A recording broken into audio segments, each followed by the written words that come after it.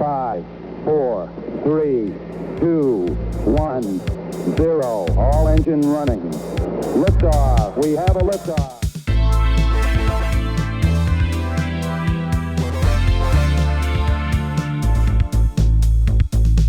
You're listening to Tabletop and Beyond with your host, Justin.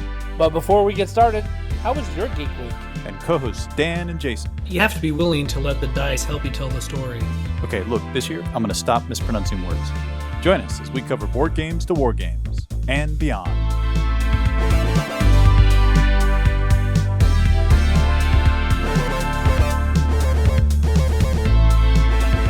And welcome back to Tabletop and Beyond. I am your host, Justin. I'm here with Dan and Jason. Hey, how's it going? Greetings.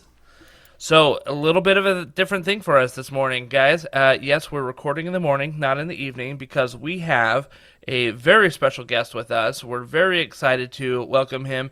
He is the co-founder and CEO of Free League Publishing. He's also the lead designer of some of the hottest RPGs right now, like the Alien RPG that came out, and overall a gamer among gamers. Welcome, Tomas Härenstam. Thank you very much, and thank you for rearranging your schedules on my account. No, so part of that is where you are, right? You are not here in the U.S. We usually have a lot of guests here in the United States, but you are not among us. That's right. I'm in sunny, well, for today anyway, Stockholm, Sweden. That's very cool. We don't hear a lot of stuff coming out of Sweden in terms of RPGs, but we look at your Free League Publishing. You guys have been putting out quite a bit lately.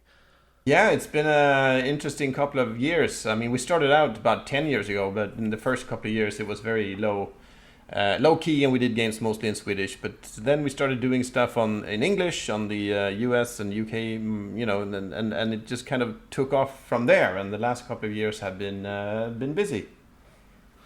That's awesome. We want to get into talking about Free League Publishing, your Year Zero system, and obviously we want to talk about Blade Runner, which is the probably the most talked about thing I've been seeing on social media and RPGs right now. So, but first, why don't you tell us a little bit about yourself? Well, I started playing RPGs back in the 80s. There was a big wave of RPGs. That was a big thing in Sweden in the 80s. There was a bunch of Swedish games in Swedish that came out then, and it became hugely popular, and everybody, in my generation played it. I'm born in the mid-70s. So that I started out like a lot of other people back then, and then just never quite left the world of RPGs. I did other stuff for a living for a while, but I never left RPGs as such, and now I'm back in full force, I guess you could say. Yeah, you are definitely deep into it. I was looking through your guys' website the other day, and the amount of credits that you have. One of the things that surprised me was that you were a producer on the Tales of the Loop art book that came out. Yeah, that was one of the things we did early on, that we did not only RPGs but also art books, and we did these art books by Simon Stalenhag, who's a Swedish artist and author who did these. He started out just doing art that kind of online and just posted it online, and he kind of took off from there. That was, well, it's close to 10 years ago now he started doing his thing, and then we met up with him and we put out his work in the form of art books. The first one was Tales from the Loop, and that turned into an RPG that we made, and then that thing turned into even a TV series on Amazon Prime just, a couple of, 2 years ago now or something. So it kind of, we started working with Simon very early on. Yeah, that was a gorgeous set of artwork. We saw that. We were blown away, and of course we tracked the show as well. It was very good. That's great that you contributed. That's awesome. Yeah, it was, and that kind of, led to, I think, the Tales from the Loop cooperation with Simon, I think it was, and the RPG that kind of went well, and I think we had some good time, good luck with the timing also, because that game came out shortly after Stranger Things started. The first season came out, and that was just a good coincidence. Really, we had no idea, but it that game, Tales from the Loop RPG, I think went well, and I think that opened some doors for us. Happened after. Yeah, it rode the tails of Stranger Things, this kind of reinvigoration of following youth through their fantastical adventures. It reminded me a lot of not Tales from the Loop, but Stranger Things reminded me of kind of more a modern horror style of like Goonies, where you had this group of kids that had this really awesome synergy or chemistry between each other, but also had this experience outside of the norm of the adult world. Yeah. And then Tales from the Loop, gives that real sense of awe of like that alternate world of where things could have gone and the mystique behind it. So really cool art, really cool that you're involved in the book, and also the art book and also the RPG behind it. So that you got a lot of good stuff on your resume list there. Some things you've been involved in. Yeah, it's been busy. Thanks. Well, before we get too much further into the show, let's talk about Geek Week. Jason, how was your Geek Week?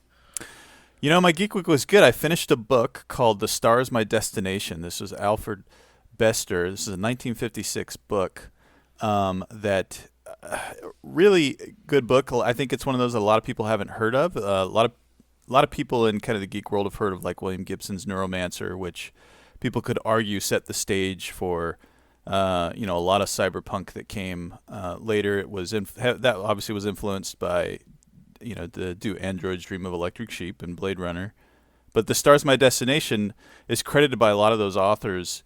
This is a 1956 book credited by a lot of those authors about influencing how they viewed cyberpunk in that world. So I'm not going to give too much about it, but it does involve, basically a guy who's lost out in space after a shipwreck. He's trapped in his shipwreck for about 6 months, and the ship comes by to try to pick him up, or it comes by and he's like, yes, somebody's going to rescue me, and the ship stops, looks at him, and then decides, nah, we're not going to pick you up, and keeps going, and it just brews this like frustration and hatred in him that drives him insane, and he eventually finds his way back to the systems, starts and creates a giant empire just for the sake of finding this one ship to destroy it because it left him stranded when he was out in space. So it has very much kind of if you've read Red Rising series recently, okay, it has a little bit of that feel to it. So I would argue that Red Rising potentially was influenced by this book as well. Really, really good book, and final thing I'll say on it, written in 1956, you wouldn't tell that by reading it. Like Alfred Bester, when he wrote this book, he wrote in a very good timeless way, so that even though it feels very futuristic, kind of that cyber-ish punk feel, the dystopian world where everyone has new high tech with them, but their lives still kind of suck. It feels like it could be our future still. So really, really interesting book. Highly recommend checking it out. Very good, very good. Tomas, how was your Geek Week? Yeah. I mean, it's been so. I'm so so geeked out that it's hard to keep track of everything, since it's it's what I do all day and most nights too. But one thing that kind of, I mean, just doing all of this with Blade Runner is, of course, it really, and that has been most of my Geek Week, and I think that kind of, I guess, qualifies obviously in a sense. But I've done some other stuff as well, but it's also, I'm afraid to say, a bit work related or Free League related. Is that we're doing a new edition of the original first Swedish RPG that came out in 1882, a fantasy game called Drakar och Demoner, which is roughly translates to dragons and demons, so you can imagine where that inspiration from that name came from. But anyway, so we're actually working on a new version of that old game, and that's been, it's been a lot of fun. It's been, not only nostalgia driven, actually we're trying to do something new with it, but it's still, of course, just kind of a fun thing to be doing, just to revisit that like the original, at least where we're concerned. Is that the game that you were talking about that you started playing in the 80s? Was that the one game that got you into it? That was actually my second game. My Okay. first one was another Swedish game called Mutant, and we actually did a version of Mutant 8 years ago now. That is Mutant Year Zero, which is like the latest installment of that game. So yeah, right now we have made new editions of both the two like main original Swedish RPGs, which were of course highly influenced by American RPGs that came before it. Oh, very cool. I wish that I could read in Swedish because this would be a cool game. But it sounds like it's going to be awesome. Yeah. Very good. Dan, how was your Geek Week, buddy? Oh, I had a lot going on. The one thing that was totally unexpected and awesome and cool, we went to Disney California Adventure less than a week ago, and I was really blown away by the Avengers campus. And I wasn't expecting to, because if you're familiar with Disneyland or Disney properties, there's just a lot of concrete and buildings. I mean, there's really two rides. One is the ride that they redid. They turned Tower of Terror, which used to be Twilight Zone theme, and they turned it into Guardians of the Galaxy. That was a great ride. And then there's a Spider-Man ride where you're on a machine and you're using your own hands to play a video game. There's no controllers, there's no gun or anything. So you're, doing the Spider-Man hand motion to fire a web and to attack targets to help Spider-Man out, which is pretty fun. But the cool thing about the campus that I was not expecting at all is just how alive it is with like Marvel superheroes. So if you spend any time on Disney, you know that, okay, there's one princess over there and she's only going to be there for 45 minutes. And they try to process as many little kids through getting a photo with that princess as they can. And then they disappear and so forth and so on. The difference is all of the major tentpole heroes are wandering around the Avengers campus, and they're not all monitored by Disney personnel that are like controlling who gets to see who, right?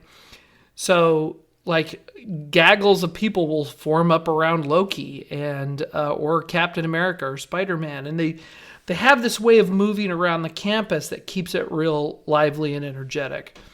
So when I went there, I was not expecting to have had to talk to Iron Man and talk to Spider-Man and talk to Thor, and for as long as we did, which was really, really cool. So if you're in California and you go to Disneyland California Adventure, check it out because it was great fun. And the other thing is that in Disney, you get used to the little kids getting excited about like the princesses or maybe, Mickey Mouse or the characters in like the big costumes.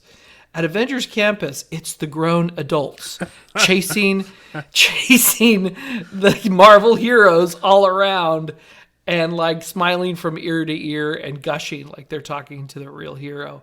And that was unexpected and cool and fun. So if you look at the photos online, it doesn't really you get a feeling that there's heroes there and they have a cool Quinjet and they have these cool buildings and some cool rides. But what's really fun about it is really interacting with the Avengers. And I had no expectation that would be part of the fun when we bought tickets for Disney. So that was a big tent pole of my Geek Week.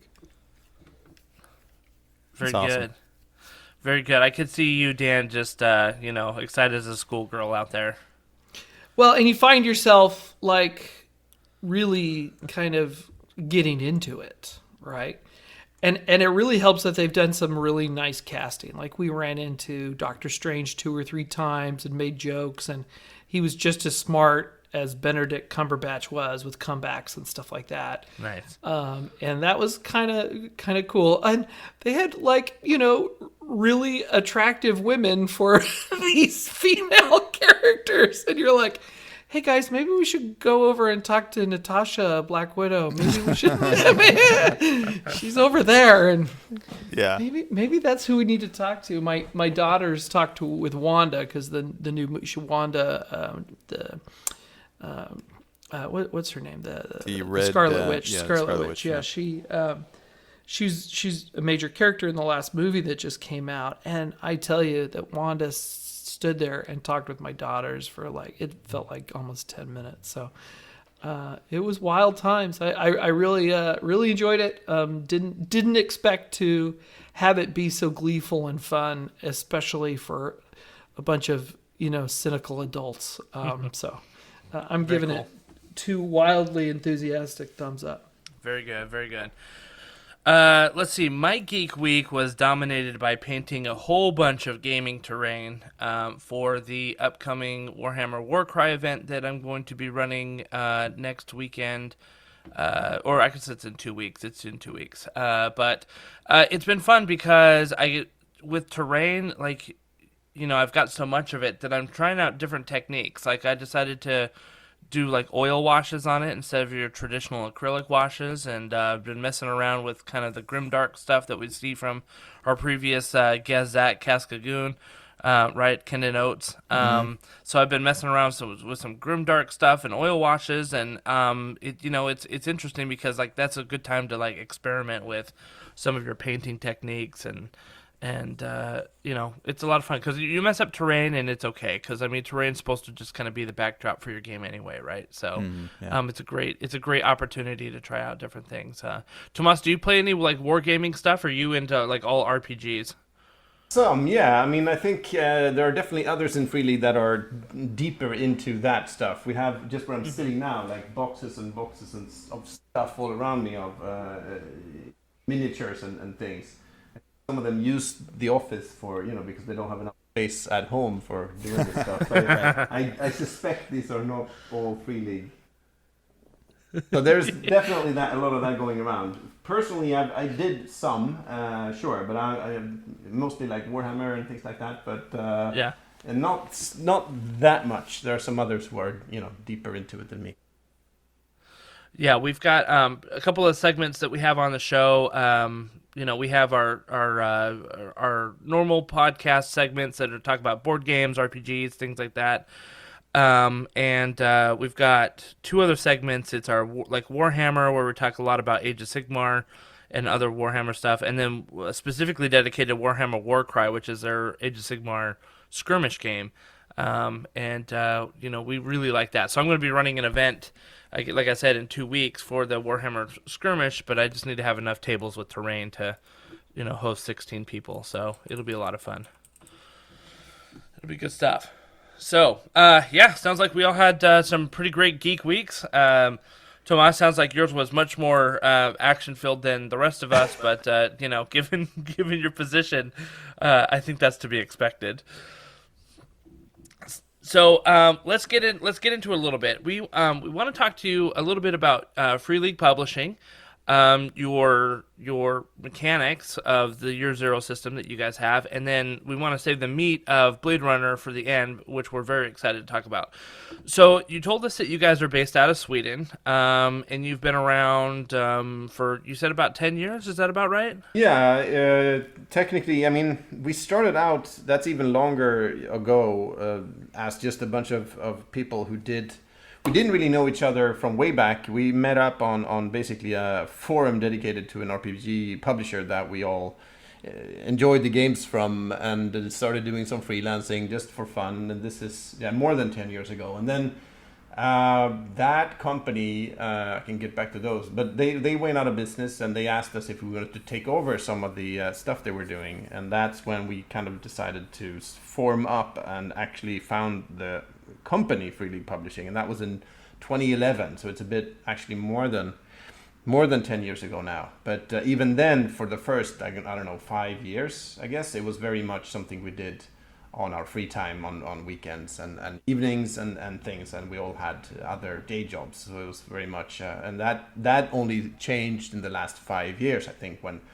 we started transferring over to actually doing this living, a few of us. So I've got 2 follow-up questions to that. The first one is there significance to the name Free League Publishing that you have? I guess so. Free League is actually a faction in the game Coriolis, which is one of the first games that we published. And the reason we chose that it's a long, convoluted story. But basically, in the company that I mentioned that we took over from back 10 years ago, they were called Team Järnringen or Iron Ring, and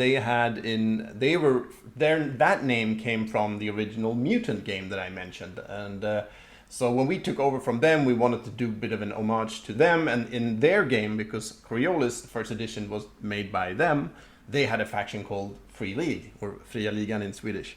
So that's why we took a name from an in-world, in-game name from that game, and that's why it ended up being Free League. Thomas, I remember reading in the intro section to the Coriolis book that that was an RPG that got you back into gaming. Can you tell us a little bit about that? Yeah, absolutely. I think that was I never left completely, but I was definitely from mid 90s until early mid 2000s. I was just sort of watching from a distance. I didn't play much. I still sort of kept up with things, but I was busy doing other things. Moved around, and there was just life got in the way basically. But then around the mid 2000s, I got back in for a number of different reasons, and I think one of the main reasons is that this company that I mentioned, this publisher Järnring and the Iron Ring, they published first a new version of Mutant, which was my first game, and that just drew me back in. And then they published Coriolis, the first edition of Coriolis. Both of these games were only in Swedish. I think they published Mutant in 2003 and then Coriolis in 2007 or something.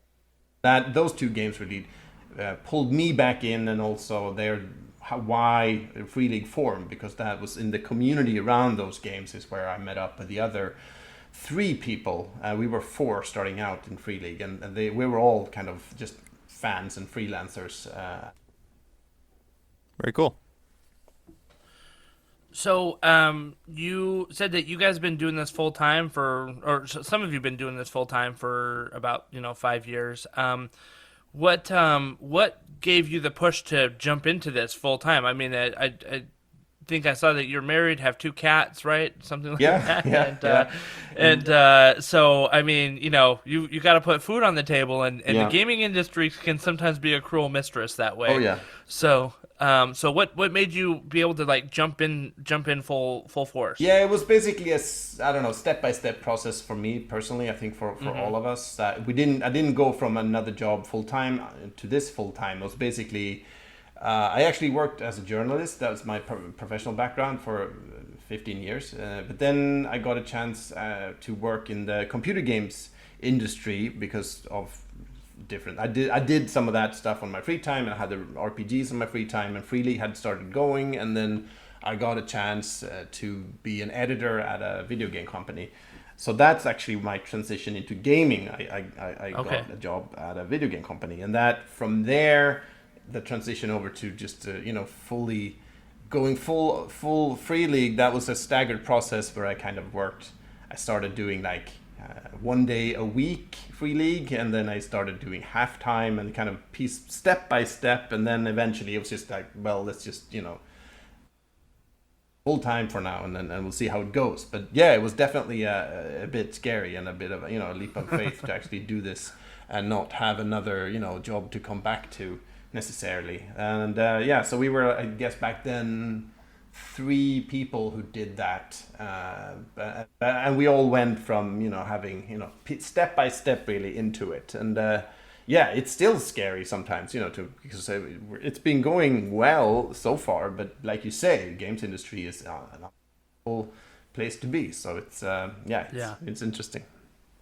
Well, you guys are doing really, really great stuff, and we've noticed that you've picked up some kind of big IP franchises lately. Like you've got Alien that came out recently. You've got the One Ring, so you've got the license for some of the Lord of the Rings material, and obviously Blade Runner.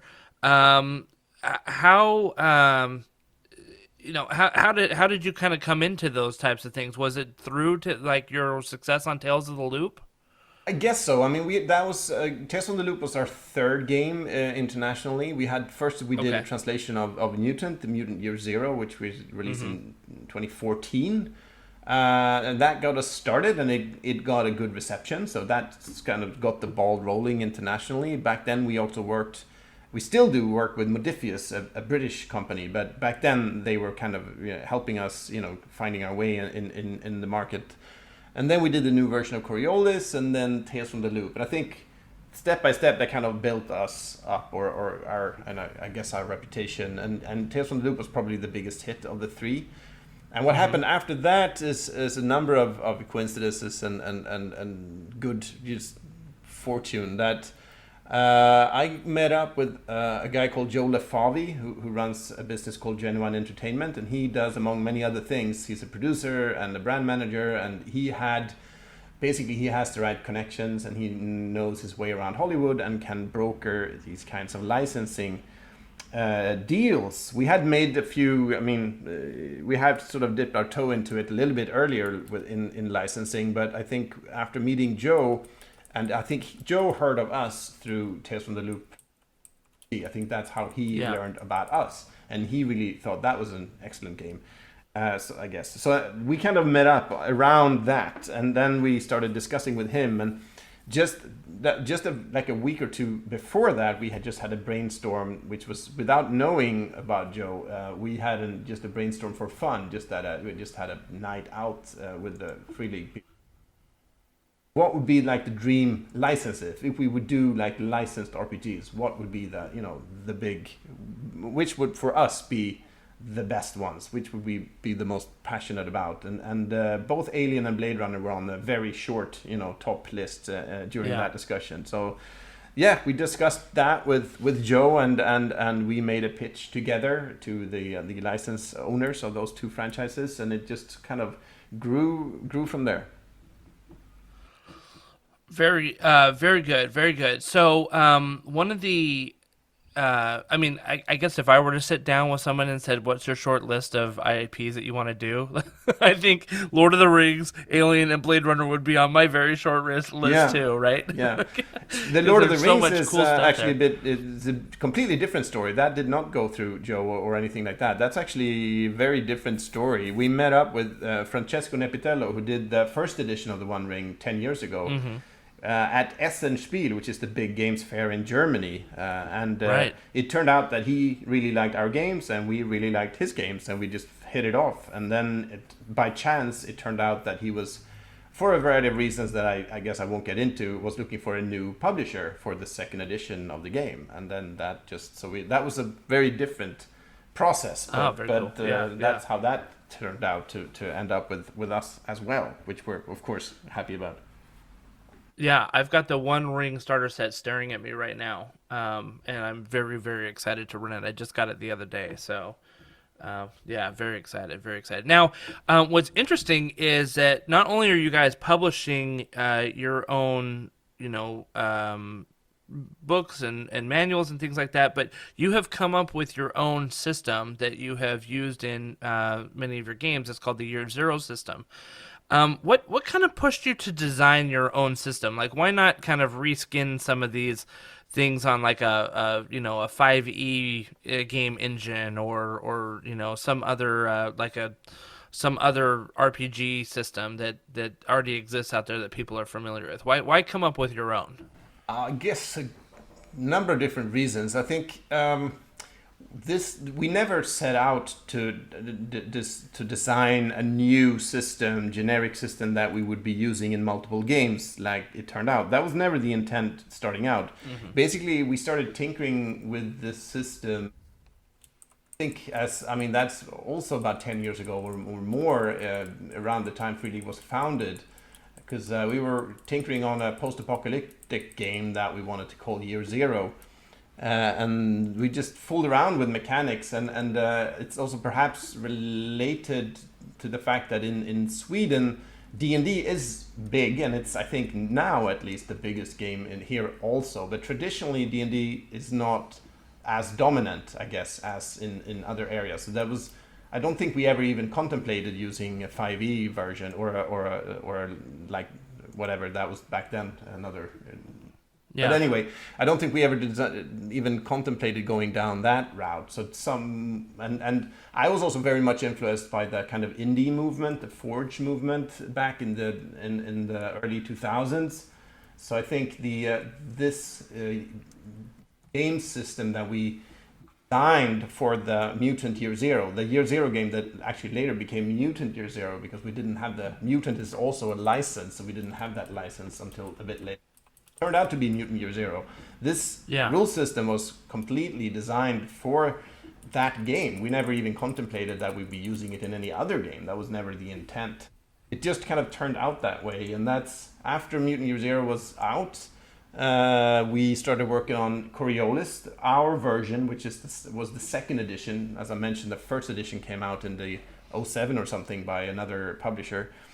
And we tried out few different systems for Coriolis. We just thought about using the Fate system. We had various ideas. Right. But then nothing really worked, and we felt, why not just try the same system as in Mutant Year Zero? Just see if that works. I mean, and we felt it kind of did.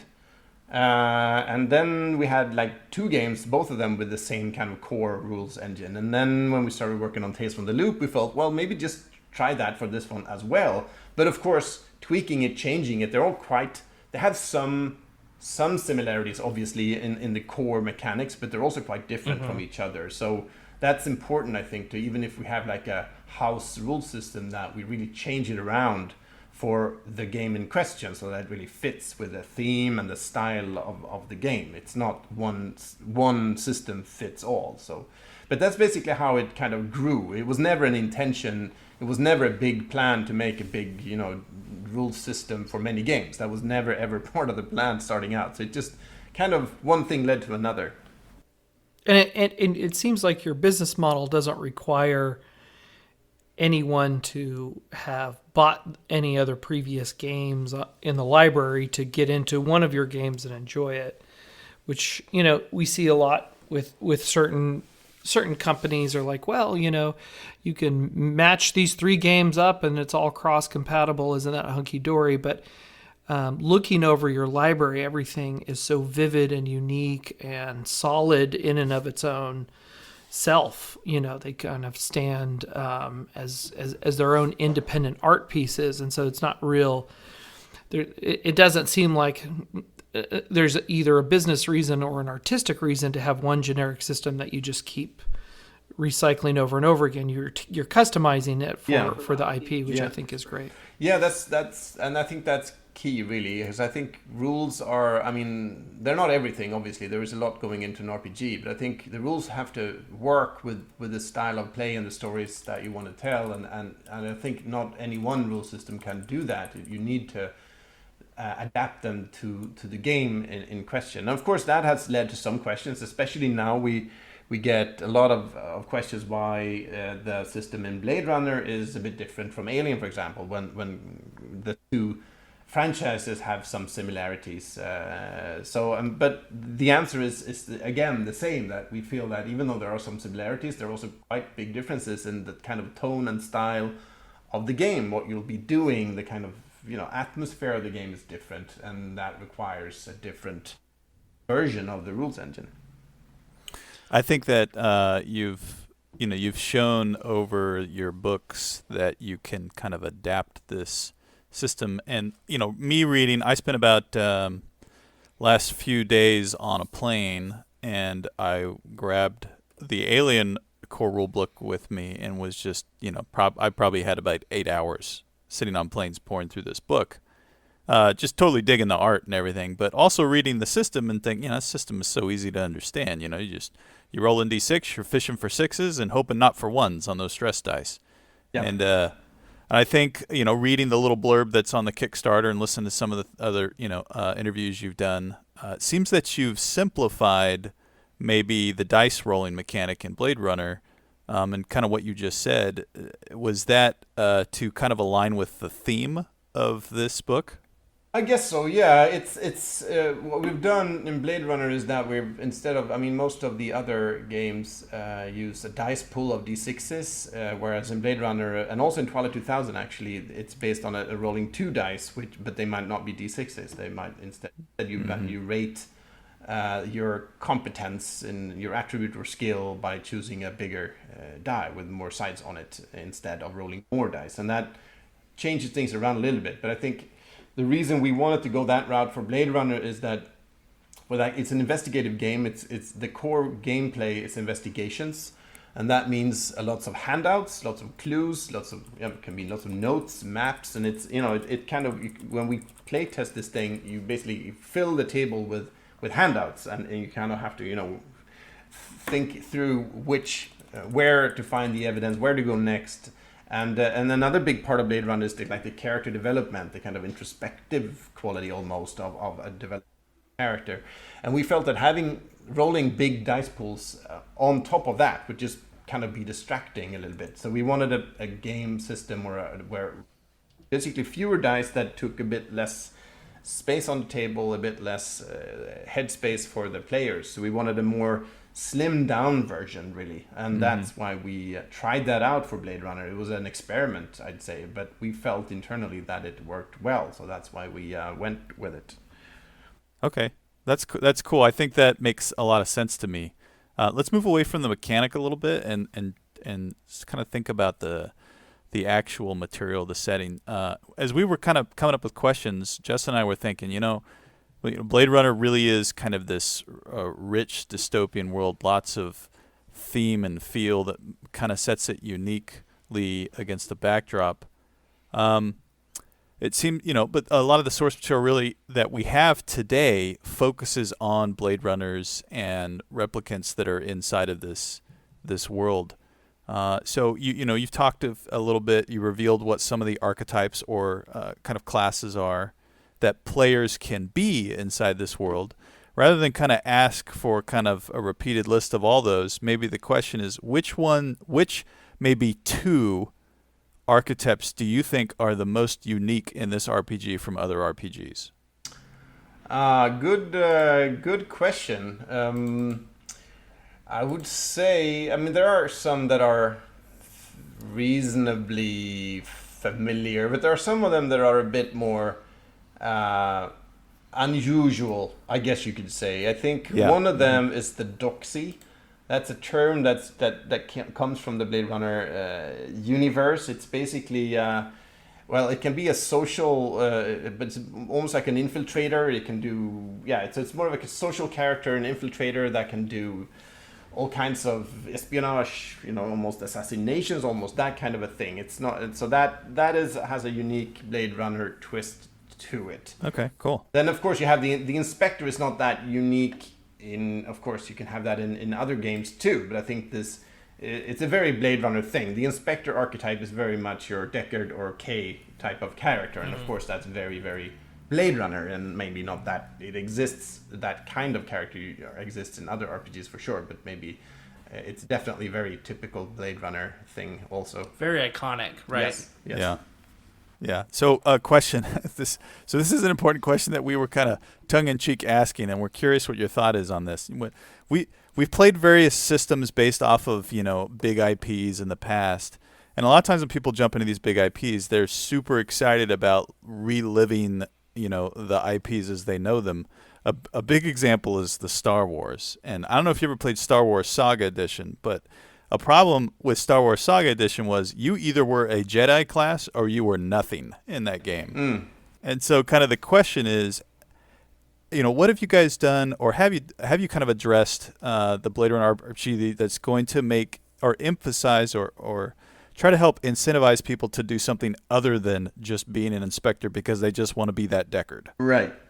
Yeah, that's. We obviously trying to make all of the archetypes interesting and worthwhile to play. So I certainly think that you will not be superior to others, mechanically or anything like that, by choosing the inspector. So there is no mechanical incentive. Okay. I think players will react differently. Some, I think, will want to relive that Deckard, fantasy, and they will probably choose the inspector just on account of that. But I think there's a lot more. You have, for example, someone like Gaff in the original Blade Runner film. We have an archetype called the City Speaker, which is very much a Gaff type of person. And I think other players can enjoy being something a bit off, something a bit different. I think that that is also very Blade Runner. All of these strange, odd characters that kind of break the predicted mold, and I think that's very much something you can play in this game also. So I think that will attract maybe not all, but definitely some players. Cool.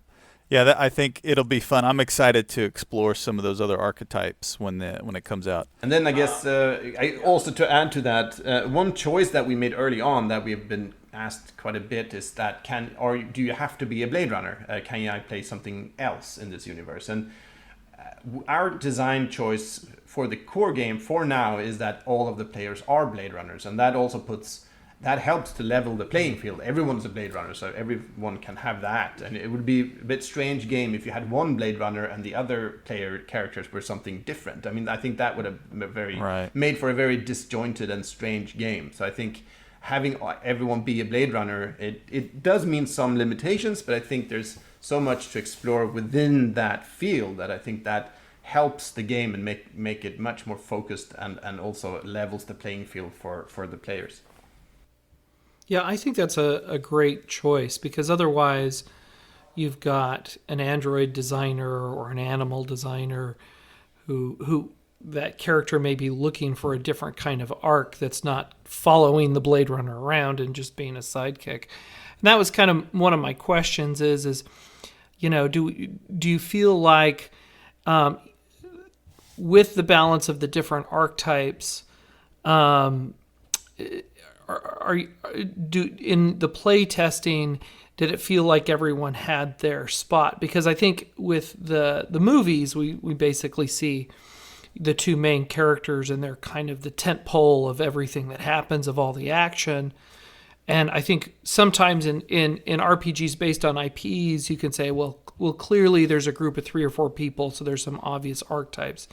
Did you all have to construct the other archetypes in ways creatively? Did you have to come up with stuff, or did you have access, or were you able to access other materials besides the movies, like Do Androids Dream of Electric Sheep or anything like that? Right, yeah. I mean, we did. I think the films are obviously a key source here, but there's also been quite a bit of other publications recently that also include the comics and some video games and the short films that were made around the time before 2049 came out, and the That's recent cool. Anime, Black Lotus, and some other things. So there's definitely been more media that we have been drawing upon, and that also helps a lot to flesh out the world and also to inspire other types of characters that you can play. I mean, also the old video game actually from the 90s has also been a source of inspiration.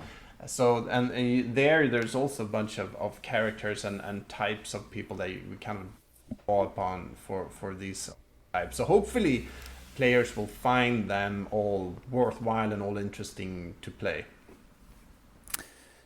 On that note, with all the material you've pulled from, did you guys in the setting, and I know that your focus has been kind of mainly game design, and I'm sure overall focus, and I know you have a teammate that's focused on doing the setting. Did you guys pull from any of the kind of original parts of Do Androids Dream of Electric Sheep, like mercerism, or a focus on cherishing animals as pets? I'll even throw in their mood organs, which happens early on in the book. Is any of that kind of stuff in here, or is it really more focused on kind of the pop culture movie? Right. Yeah. First off, I'll just mention, because I think it's worth mentioning, that I'm basically, like you said, I'm mostly focused on rules, but also the overall project management and the overall game structure and that kind of stuff.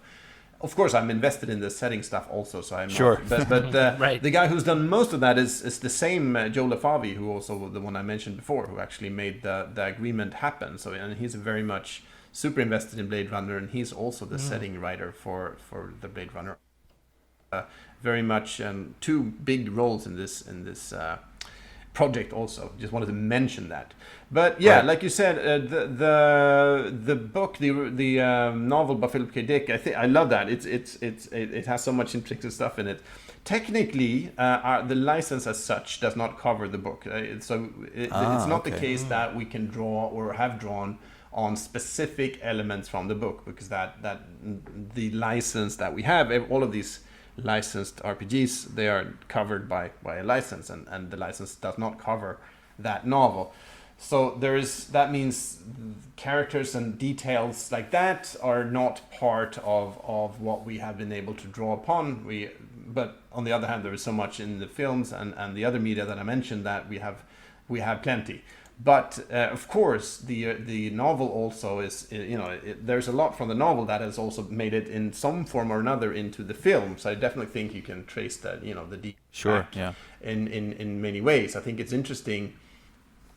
Just reading the book, I think the way the artificial animals are portrayed in Blade Runner, they're mostly like a backdrop thing that they're there, but they're not really part of the story that much in the film. But then reading the Philip K. Dick novel, you kind of get basically an explanation, or then you really understand, or it explains how and why the animals are such a key part of this. I think they're certainly part of the the backdrop and DNA. So I think you can certainly trace things to that source if you would want to, but specific elements like names and stuff, they are not part of the game.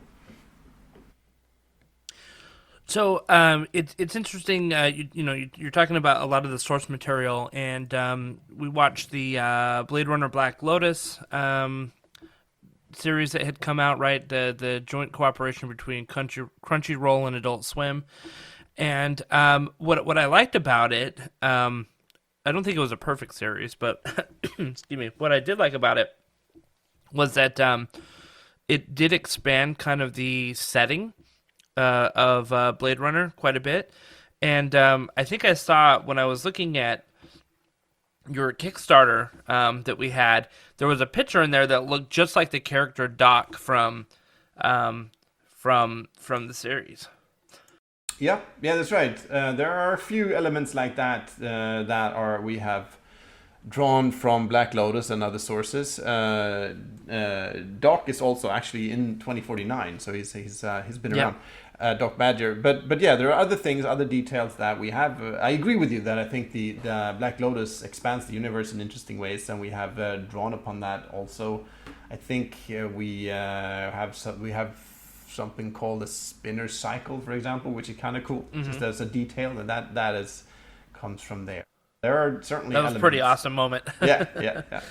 So yeah, that's certainly also been something we have been drawing upon, because really what we want to do is to create and help create a cohesive universe that kind of carries through, and you can be, and that can feel consistent to players. So that's important to us, obviously, to keep it consistent. Yeah, and so, I mean, with that, obviously you're drawing from Black Lotus a little bit. You're drawing from the movies. You said you were a little kind of restricted on what you could because of licensing from the novel. I know you guys are working with Alcon Entertainment. I think that this is where the license is coming from. Feel free to correct me if I'm wrong.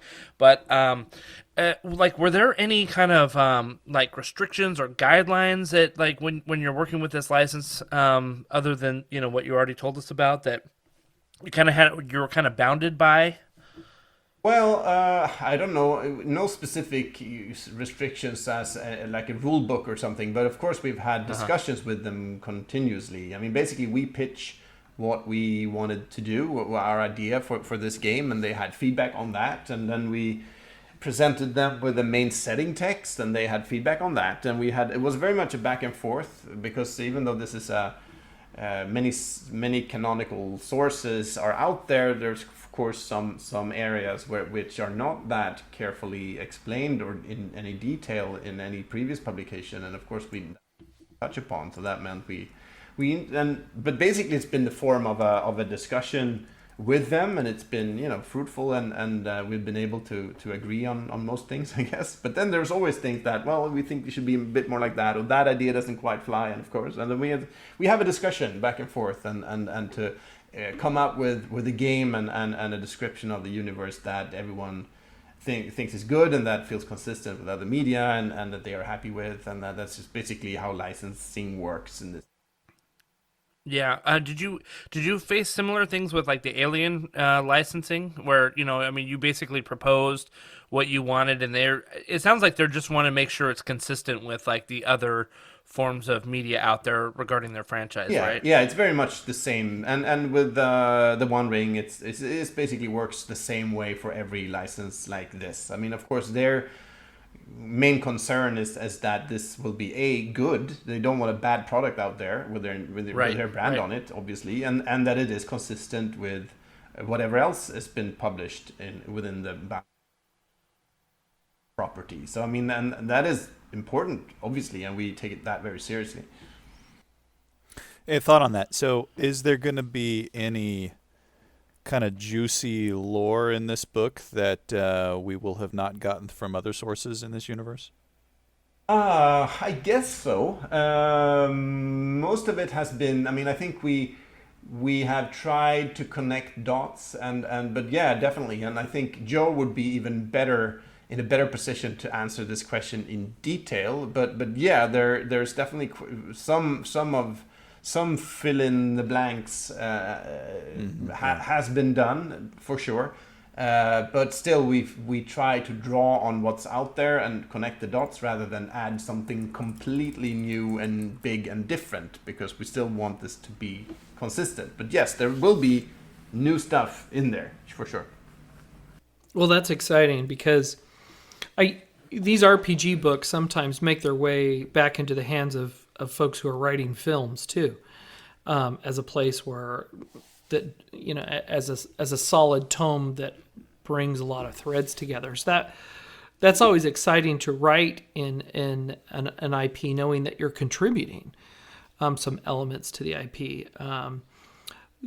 Kind of from a more broad perspective, what is working on Blade Runner mean to your team? Were you is this a passion for you all? Were you excited to jump into this? Were you excited to tackle the setting, and what's it like to have an opportunity to add to, contribute, and to synthesize a universe like this from a writer's perspective?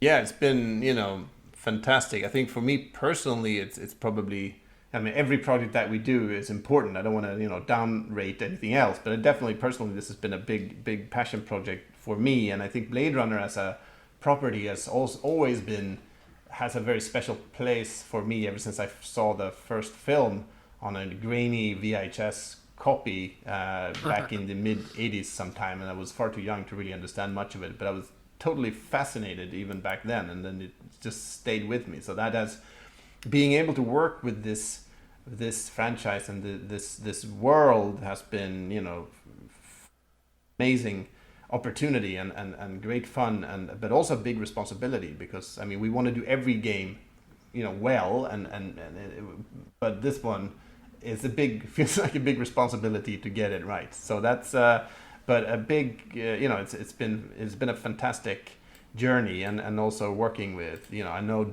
Joe feels much the same way. He's if possible an even bigger fanatic on the topic of Blade Runner than me, if that's possible, and also the designers. I know that the artists, designers that have worked on this, it's been I think a passion project for all of us. I think doing licensed games, I think the key to get it right and do it well is that it has to start with a passion for that particular property. Yeah. I don't think doing a branded game or a franchise game for something you don't feel that strongly about, then I don't think that's a good idea. I don't think it's going to turn out well. So I think, at least for us, it needs to be. We won't do ever any franchised games that we don't feel passionate about. And Blade Runner is definitely a passion project. That's fantastic. I mean, and that passion really comes through. I mean, just in looking in the artwork alone, I don't think we've spent enough time, certainly on this call, talking about what a great job your Free League Publishing has done with all of the art direction and all of your properties. They're just absolutely magnificent, top to bottom. And the art direction is so important in an RPG for the immersion, to get the GM's head in the right space, to get the players' heads in the right space. So it's not really a question. It's more of a statement that after looking through your library and really understanding that there's not a single book that you all have put out that's below A tier when it comes to art direction. So I just really want to applaud just the fantastic work that you've done there. Thank you. Yeah, and I mean, I think that's always been something we've aspired to do. I think for us, an RPG really, to make it really sing, you need obviously good mechanics, but you also need good art direction, art, and it has to be. I think it has to have all of that. At least that's how we see it. It needs to be good in all these departments. If it's not enough to just have one of them be good. But so that's graphic design and art has been, a key thing for us from the very start. And to be honest, while we were talking, I just backed this on Kickstarter. So Thank you. and I told the guys I wasn't, because I have another dark future gritty RPG on my shelf. Yeah. That I don't play, and I'm like, I'm not gonna miss this Blade Runner boat. Where's my credit card? That's great. Yeah, I'll second what Dan said right there about the book that you guys have been putting out. I saw this firsthand with the Alien Corp rulebook that we got. Just opening it up and seeing like the full page art that you have, right? The spread, and then the text is kind of overlaid on that. Really gives an immersive feel. I've had plenty of RPGs where you'll have like a little like art design thing that's in the corner of a page, but it's a white page with lots of text, and then there's kind of like, it feels like the art's a little shoehorned in. With the way that you guys have designed your books and your products, like it feels immersive is exactly what Dan said. And I feel myself getting sucked in because like that artwork is literally behind the words, and it just serves as a reinforcement to what kind of world you're getting into when you crack that book open. Yeah, I mean that's the idea. So I mean, I think it's great that it kind of works. Yeah, I mean, really, we want to. You can't let the art take over completely. You need to have some text also. But I think that they have to work together, and that can be done in various ways. But definitely the purpose of the whole thing is immersion. So I think that the art direction, the graphic design, and the illustrations and the text all have to kind of work together to do that. And it's reflection of your level of taste as a company. Like, you have a very high taste level. I don't want to throw any other company under the bus, but there's a game I'm playing with a group right now that is on a very popular IP, and I'm flipping through the core rule book, and sometimes something jumps out, and it's just weak. It's C-level art. It's like, oh man, they're really leveraging the fact that they knew I would spend money on this IP, and they didn't have the taste level to edit or to go back to the artist and say, we need something a little bit better than this, But looking at your work, there's nothing that's subpar at all. Mm-hmm. I think a thing that we try to do also is that we try to keep art consistent, and if possible only use one or perhaps a very small number of artists in a single book or game, because I think we have learned that we feel that it makes the look much more consistent, and that also helps immersion. If you have 20 different artists with each a little bit of a different style, that will kind of be jarring and break immersion, even though each individual piece might be perfectly good. I think so. We try to work with, we work with many different artists, but we try to not have them all in the same book, basically. So that's one of the things that we do. Yeah, that's great. Well, thank you for speaking with us. This has been a really fascinating conversation. So, thank you. And we're excited to roll up our sleeves and spend more time on the table with some of these free league games that we have on hand, or that are coming in the mail when certain things are completed. Great. Yep. So Blade Runner, the RPG, it's on Kickstarter. It has one more week left. We encourage everybody to get out there, go sign up for it. I feel like your reward levels are excellent, right? You get a lot for what you're backing there. And there's some really exciting things about it. So if you haven't already yet, our listeners, please go out and back this project. I don't think that, I know Jason's backed it, Dan's backed it, and now I feel compelled to back it too, like the three of us, even though the three of us will be playing it together, right? Like now we all have to back it. So, it'll be great. So go ahead. It's funny because we typically spread our backing since we all game together. One guy gets this system, the other guy gets, but now we're all three getting the system. Now we're all in it to win it, right? So, go out and back it, guys. Tomas, thank you for joining us. It's been such a pleasure to speak with you. I hope that in the future, when you are putting out some more stuff, that we can have you on and share the good word of what you guys are doing, because we really love everything that you guys have been doing at Free League Publishing. So it's been fantastic. Great, thank you so much. No problem. So, we're going to be putting this episode out here real soon. So, everybody who's listening to it, give us a like and a share. Send it to your friends. Send them to the Kickstarter, obviously. Check it out, because a lot of great things going on. And, Tomas, thank you again. And everybody have a great day. See ya. Later.